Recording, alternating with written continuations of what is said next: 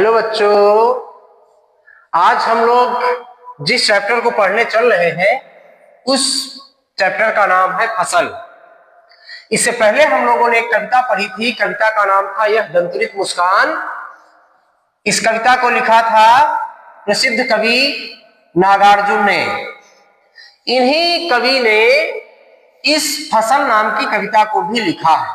इस कविता के माध्यम से कवि ने बड़ी सुंदरता पूर्वक यह बताने का काम किया है कि फसल के तैयार होने में किन किन चीजों का अत्यंत महत्वपूर्ण स्थान या किन किन चीजों की बहुत महत्वपूर्ण भूमिका होती है।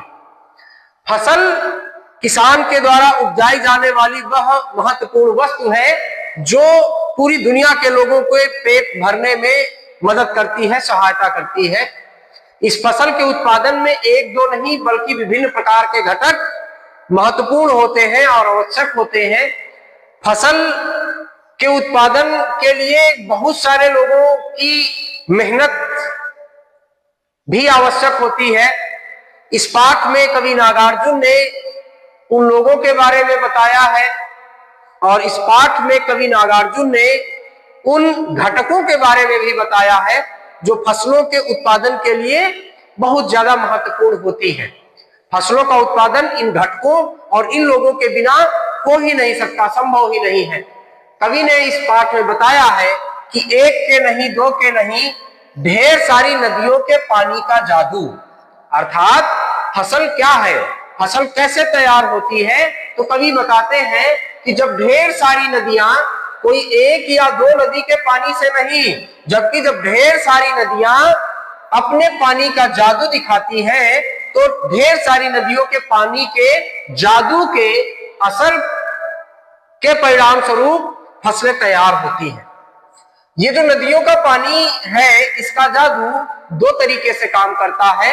एक तो नदी से पानी निकला और पानी निकल करके नहर में गया और नहर से होते हुए सीधे किसान के खेत में पहुंचा और सिंचाई का काम हो गया और इस सिंचाई के काम के परिणाम स्वरूप फसल तैयार हो गई।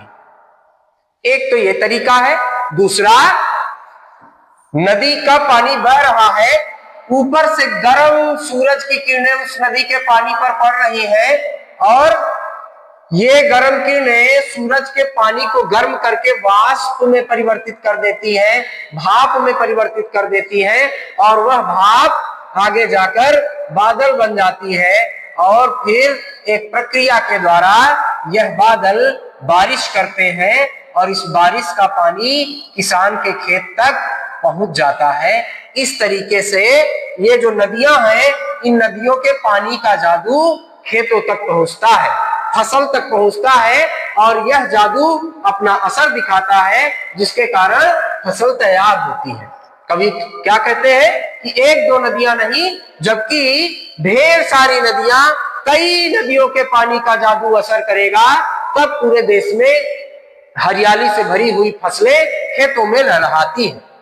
आगे कवि बताते हैं कि फसल क्या है। एक के नहीं, दो के नहीं, लाख लाख कोटि कोटि हाथों के स्पर्श की गरिमा है। कवि बताते हैं कि एक दो नहीं, एक दो लोग मेहनत करें और फसल तैयार हो जाए, ऐसा नहीं है।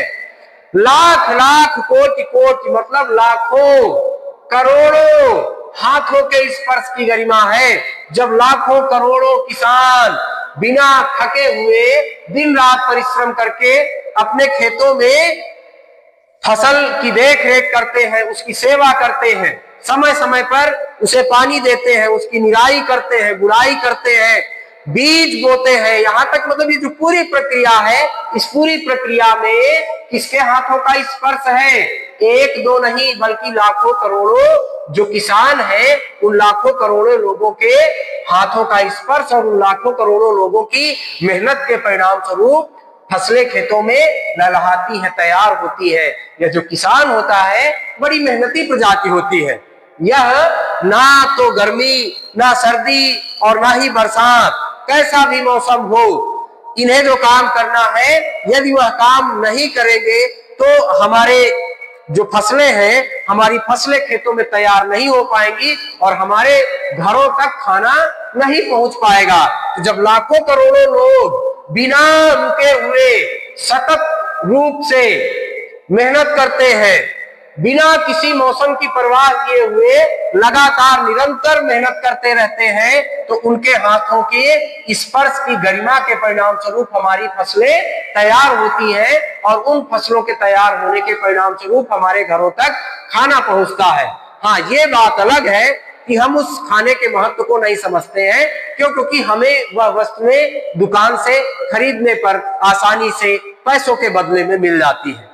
अगर हम उस किसान की मेहनत को देखें तो हम उन फसलों की कीमत भले अदा कर दें, लेकिन हम उन फसलों या उस किसान की जो परिश्रम है, उस किसान के परिश्रम का मोल कभी भी अदा नहीं कर सकते हैं।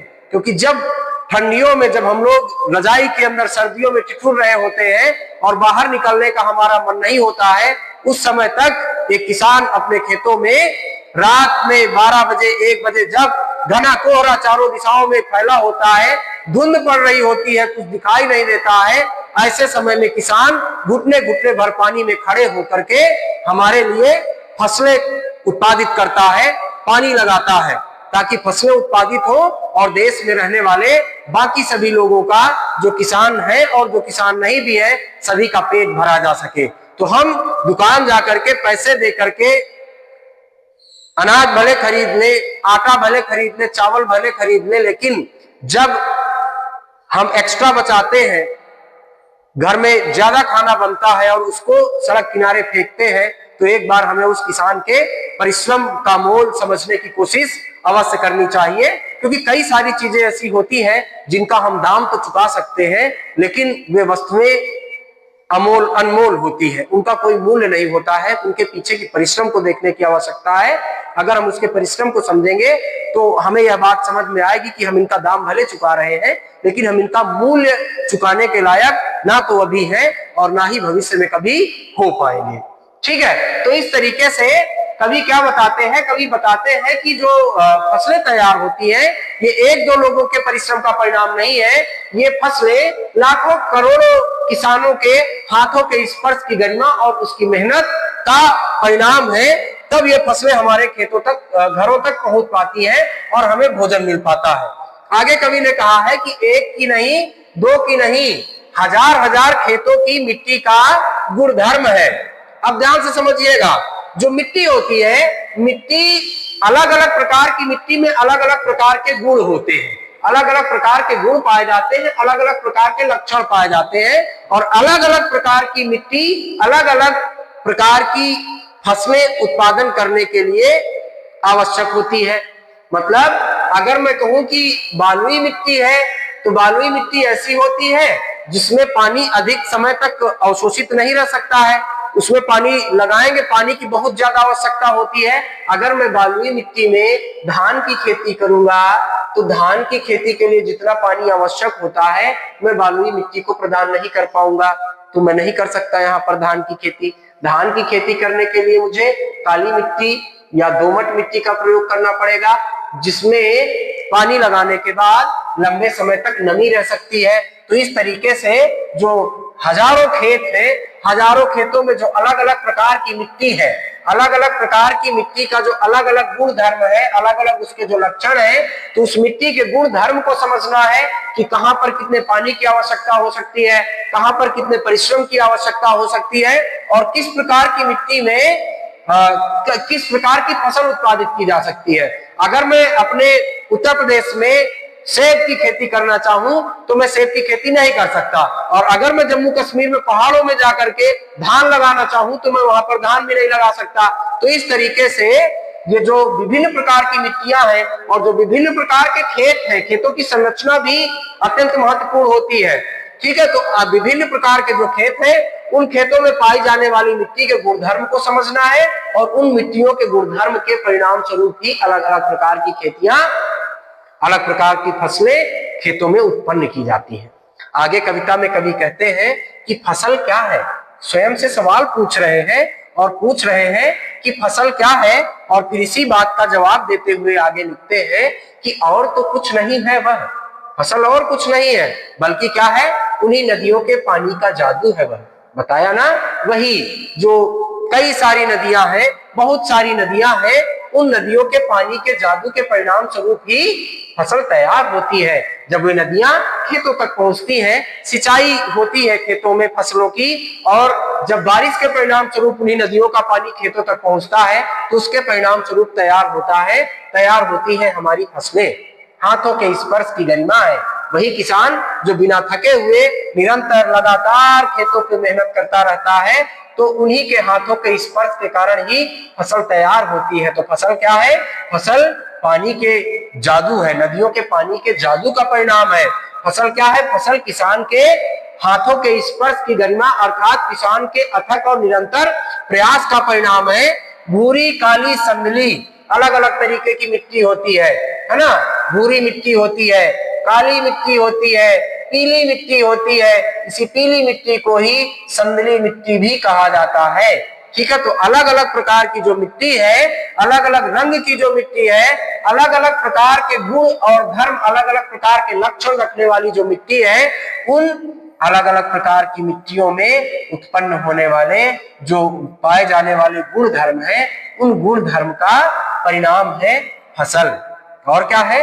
रूपांतर है सूरज की किरणों का। आप सभी बड़े अच्छे विद्यार्थी हैं, आप सभी ने बायोलॉजी पढ़ी होगी, और जब आपने बायोलॉजी पढ़ी होगी तो आपने एक प्रोसेस पढ़ी होगी जिसको क्या कहा जाता है? फोटोसिंथेसिस। इसी को हिंदी में कहा जाता है प्रकाश संश्लेषण की प्रक्रिया। आपने पढ़ा होगा कि प्रकाश संश्लेषण की प्रक्रिया के लिए क्या आवश्यक होता है? Sunlight is required for the process of photosynthesis. सूरज की किरणें आवश्यक होती हैं, और इसी प्रक्रिया के द्वारा फसलें क्या करती हैं? हरे पौधे जिनमें क्लोरोफिल पाया जाता है, तो सारी फसलें क्या करती हैं? अपना भोजन बनाती हैं। जब वे भोजन बनाएगी तभी तो हम कहेंगे कि हाँ अब फसल लहरा रही है, अब फसल तैयार हुई है ना। तो जब वो भोजन बनाएगी तो भोजन बनाने के लिए सूरज के किरणों की आवश्यकता है। और क्या हुए? किस चीज की आवश्यकता है? हवा। क्यों? क्योंकि हवा में क्या उपस्थित होता है? हवा में उपस्थित होती है कार्बन डाइऑक्साइड, जिसको हम बोलते हैं CO2। It is also required for the process of photosynthesis, है ना। तो फसल क्या है? फसल सूरज की किरणों का रूपांतरण है।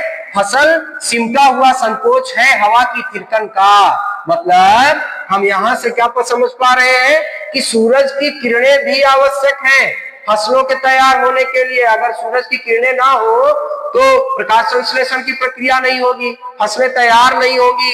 और क्या? हवा में उपस्थित कार्बन डाइऑक्साइड भी आवश्यक है, जिसके परिणाम स्वरूप क्या हो रही है? प्रकाश संश्लेषण की प्रक्रिया हो रही है। आप सभी को पता है कि पानी, सूरज की किरणें और कार्बन डाइऑक्साइड का होना फसलों के तैयार होने के लिए बहुत आवश्यक है। ठीक है, इसके साथ ही साथ मिट्टी का गुणधर्म और किसान की मेहनत या किसान का परिश्रम, ये दोनों भी आवश्यक है। तो यहाँ पर कवि ने बताया है कि फसलें कैसे तैयार होती हैं? नदियों के पानी के जादू के कारण, हाथों के स्पर्श या किसान के अथक परिश्रम के कारण, विभिन्न प्रकार की मिट्टियों के पाए जाने वाले गुणधर्म के कारण, और सूरज की किरणों से मिलने होने वाली इस प्रक्रिया के कारण, और इसके साथ हवा में उपस्थित कार्बन डाइऑक्साइड के साथ मिलकर के ये प्रक्रिया पूरी होती है, जिसके कारण खेतों में फसलें तैयार होती हैं और लहलहाती हैं, और उसके परिणाम स्वरूप वे फसलें तैयार होकर के विभिन्न प्रकार के अनाजों के रूप में हमारे घरों तक पहुंचती है। उम्मीद है आप सभी को समझ में आया होगा, क्लास अच्छी लगी होगी। मिलते हैं फिर अगली क्लास में, तब तक के लिए धन्यवाद, नमस्कार।